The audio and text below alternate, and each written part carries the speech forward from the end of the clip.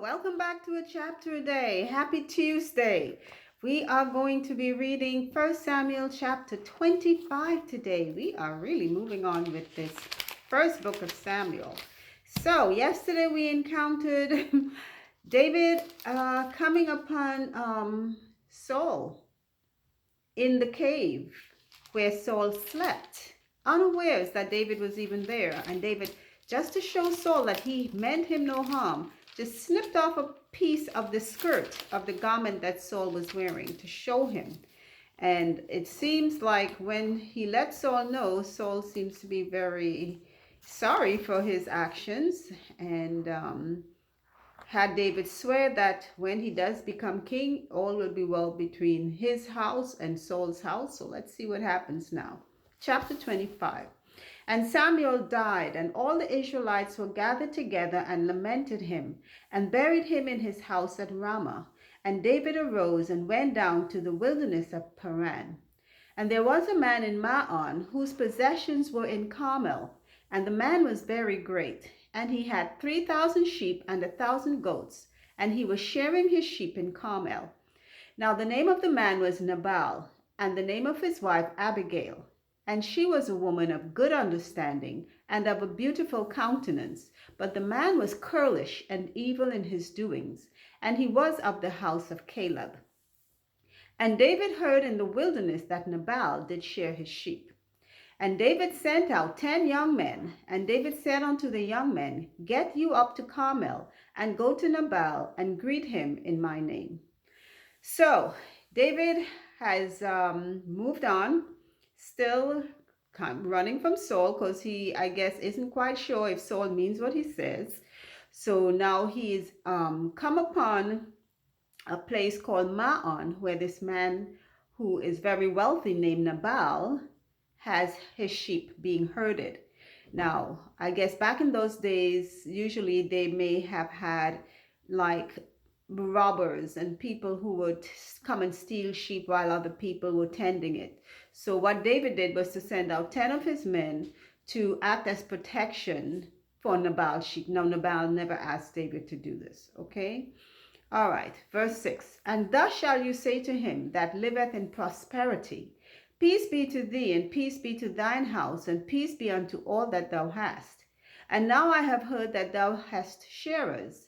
Now thy shepherds which were with us, we heard them not, neither was there aught missing unto them, all the while they were in Carmel. Ask thy young men, and they will show you.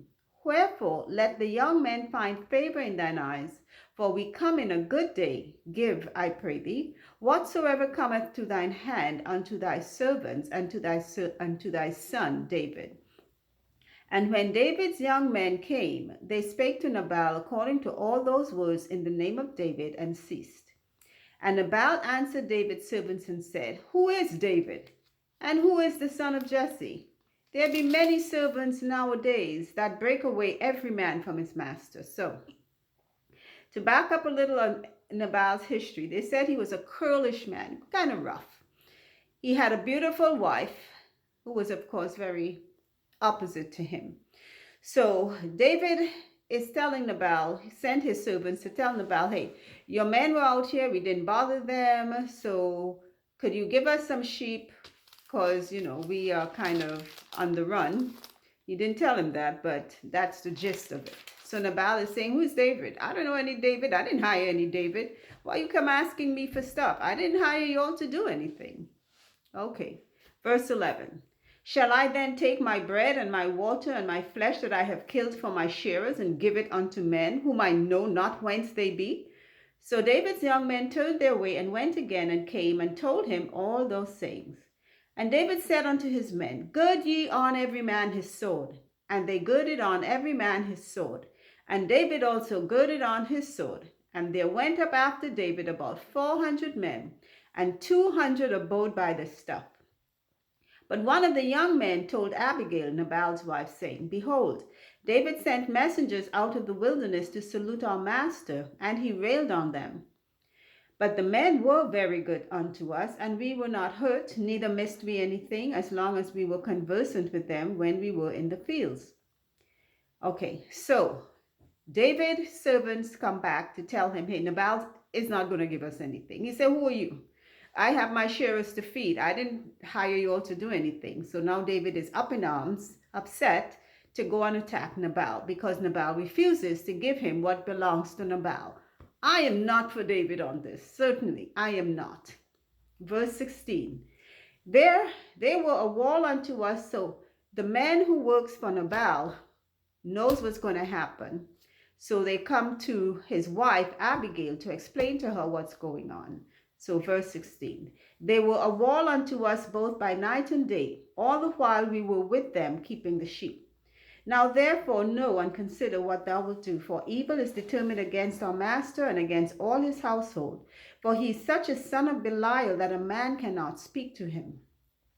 Then Abigail made haste and took 200 loaves and 2 bottles of wine and 5 sheep ready dressed, and 5 measures of parched corn and 100 clusters of raisins, and 200 cakes of figs, and laid them on asses. And she said unto her servants, go on before me. Behold, I come after you. But she told not her husband Nabal. And it was so, as she rode on the ass, that she came down by the covert of the hill. And behold, David and his men came down against her, and she met them. So his wife has been told what's going to be happening. David is coming to attack the master's house and everything. So she now is going to make appeasal for her husband by taking things for food and sheep and other things already ready for cooking to David and his men, bread, etc. Verse 21. Now David had said, surely in vain have I kept all that this fellow hath in the wilderness, so that nothing was missed of all that pertained unto him, and he hath requited me evil for good. So and more also do God unto the enemies of David, if I leave of all that pertain to him by the morning light any that pisseth against the wall. And when Abigail saw David, she hasted and lighted off the ass, and fell before David on her face, and bowed herself to the ground, and fell at his feet, and said, upon me, my lord, upon me, let this iniquity be. And let thine handmaid, I pray thee, speak in thine audience, and hear the words of thine handmaid. Let not, my lord, I pray thee, regard this man of Belial, even Nabal, for as his name is, so is he.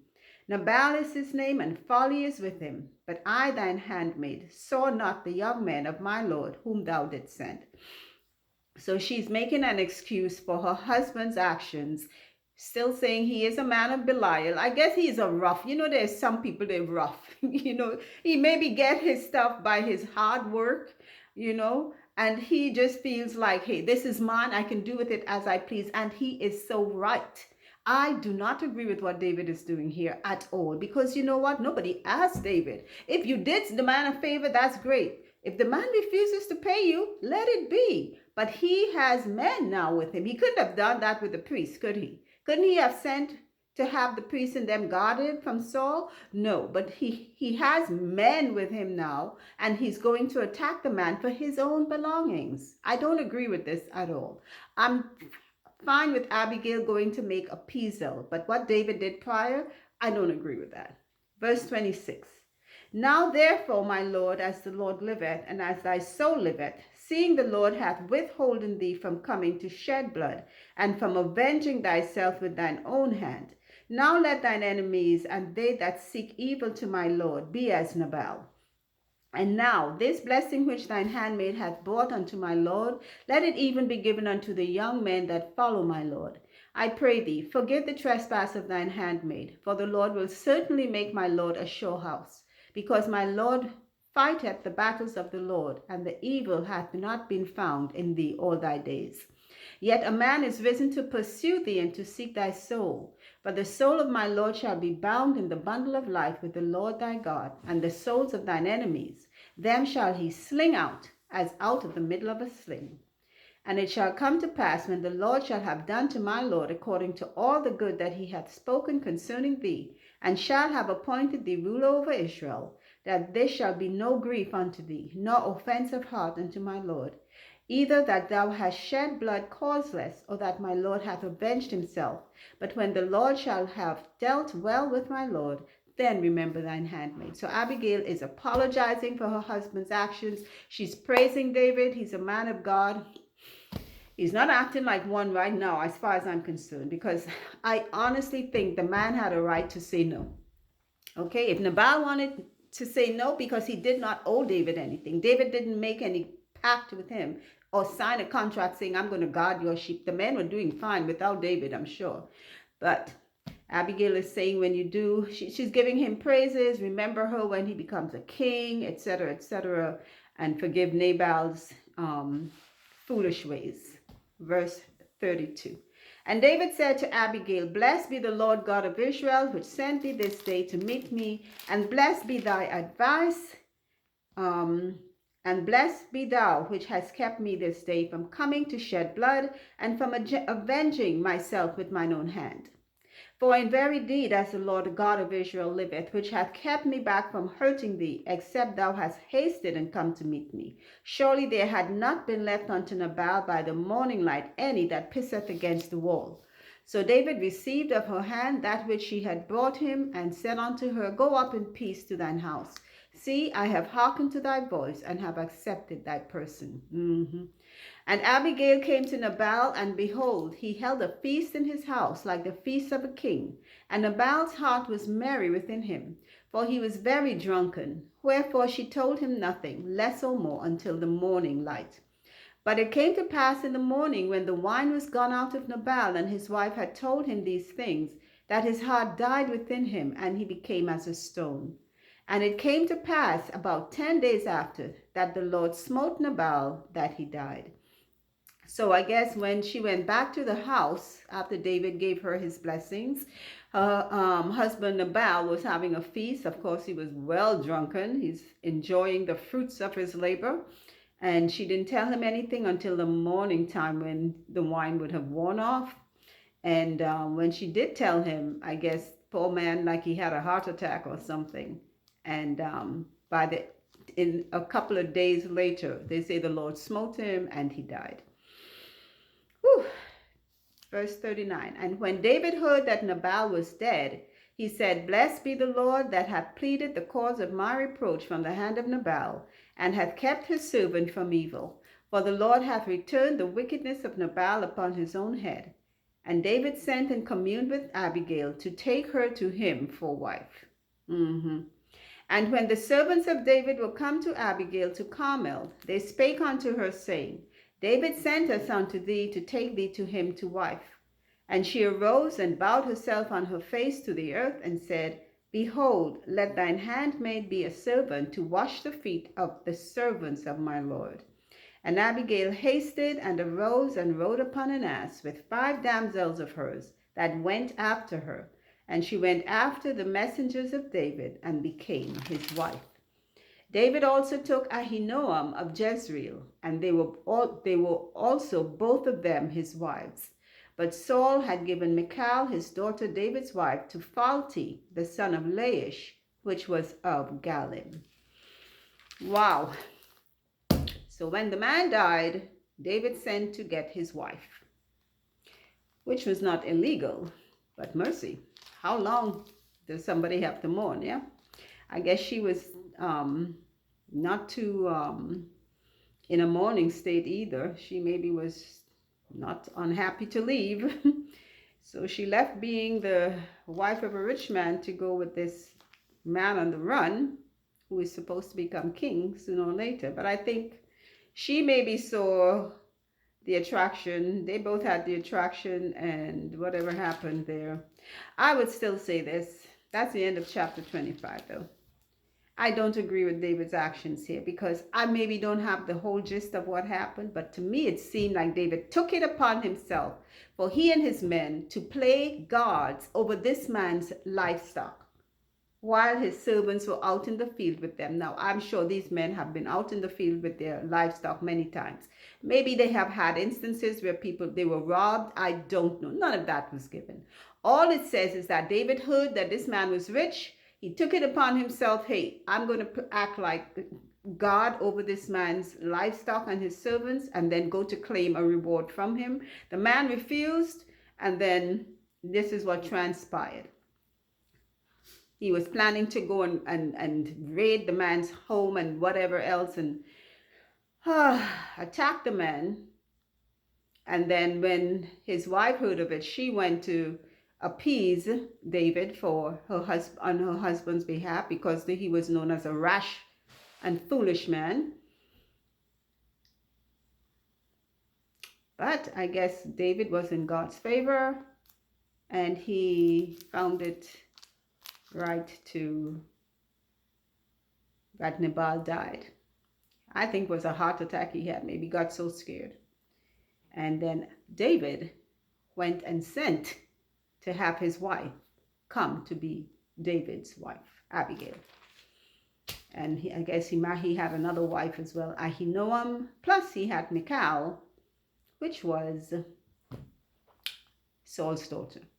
Sometimes, we can see when things are leading up. Later on, we're going to be reading a little more about some of David's pursuits. And maybe this here might be a little insight into the type of person he could be outside of God's will. Okay, that's it for today. Again, I know there's some good things about David, but there were some things too that, like all of us, kind of questionable. And this is one of them. I side with Nabal. I'm sorry. I don't see, I maybe don't see all of it, but I don't agree with David's actions in this chapter at all. I think Nabal had a right to say what he said because he didn't ask David nor hire David and his men to do him any favors. He could have been kinder.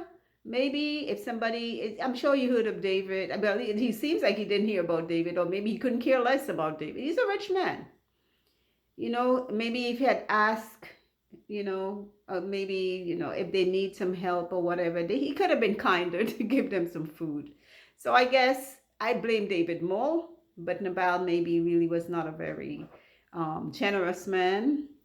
But again, it was his possessions.